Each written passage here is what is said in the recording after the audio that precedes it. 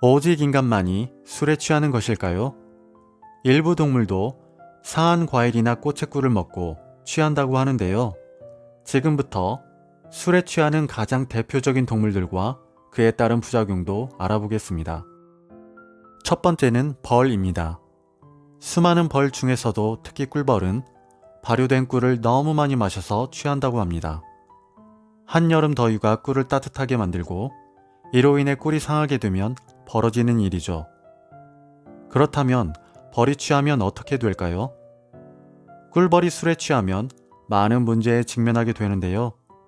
가장 큰 문제는 비행에 문제가 발생한다는 것입니다. 술에 취해 있기 때문에 꽃의 어느 위치에 착륙할지 아니면 꽃이 어디에 있는지 계산하는 게 어려워집니다.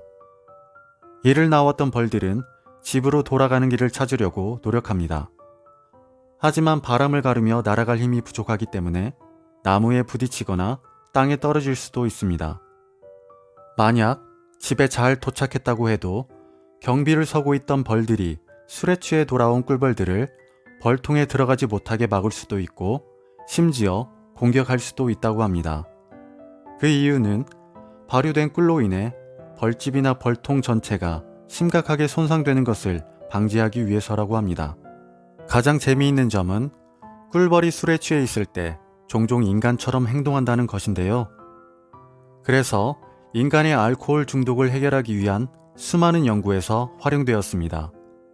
과학자들은 술에 취한 꿀벌에게 안타부스라는 알코올 중독 치료제를 주었다고 하는데요.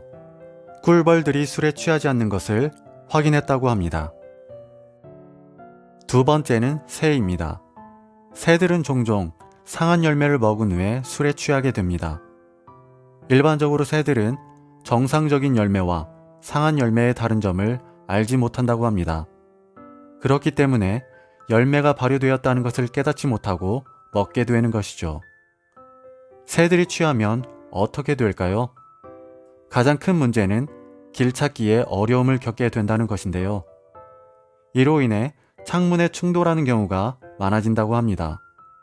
일부 새들은 똑바로 날아갈 수 없기 때문에 자동차나 건물에 들이박는 경우도 있습니다. 대부분은 사고에서 회복되지만 소수는 심각한 부상을 입거나 죽게 된다고 합니다. 술에 취한 새들은 날기보다는 걷기를 택하기도 하는데요. 술에 취한 새들이 걸을 때 균형을 잡기 위해 날개를 사용하는 것이 포착되기도 했습니다. 가끔 새들이 발효된 열매를 너무 많이 먹게 되면 독성 반응을 일으켜서 사망에 이를 수도 있다고 합니다. 발효된 열매의 알코올 농도가 시간이 지남에 따라서 치솟는데요. 새의 작은 몸이 감당할 수 없는 수준까지 올라가기도 한다고 합니다. 세 번째는 나비입니다. 나비는 꽃의 꿀이나 단 과일 먹는 것을 즐깁니다. 이것들이 발효되기 시작하면 설탕이 에탄올로 변하여 나비를 취하게 만드는 것이죠. 나비가 취하면 어떻게 될까요? 나비는 취하면 보통 그 자리에 가만히 서 있는다고 합니다. 일부는 비행을 시도할 수도 있지만 대부분은 그 자리에서 휴식을 취합니다.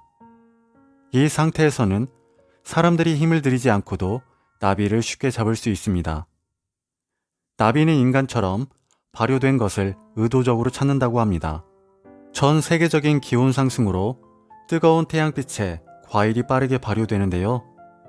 이로 인해 더 많은 나비가 취하는 경향을 보이고 있습니다. 마지막은 박쥐입니다. 대부분의 동물과 마찬가지로 박쥐는 발효된 과일을 먹은 후 취한다고 합니다. 박쥐도 발효된 과일의 톡 쏘는 맛에 끌리게 되는 것이죠. 나비와 달리 박쥐는 의도적으로 발효된 것을 찾지는 않는다고 합니다. 일반적으로 다양한 과일을 먹을 수 있는 여름에 술에 취한 박쥐를 많이 볼 수 있습니다. 그렇다면 박쥐가 취하면 어떻게 될까요?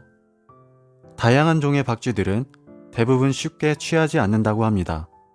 예를 들어 과일 박쥐의 경우는 나쁜 부작용 없이 약간 취하는 정도라고 하는데요. 과학자들은 다량의 알코올을 마셨음에도 불구하고 과일 박쥐가 주변 환경에 충돌하지 않고 직선 방향으로 빠르게 날 수 있다는 것을 발견했습니다. 이것은 높은 혈중 알코올 농도에서도 박쥐의 중요한 감각 기관들이 여전히 완벽한 상태로 작동하고 있음을 의미합니다. 박쥐가 알코올의 영향을 받지 않는 이유는 아직까지 잘 알려져 있지 않습니다.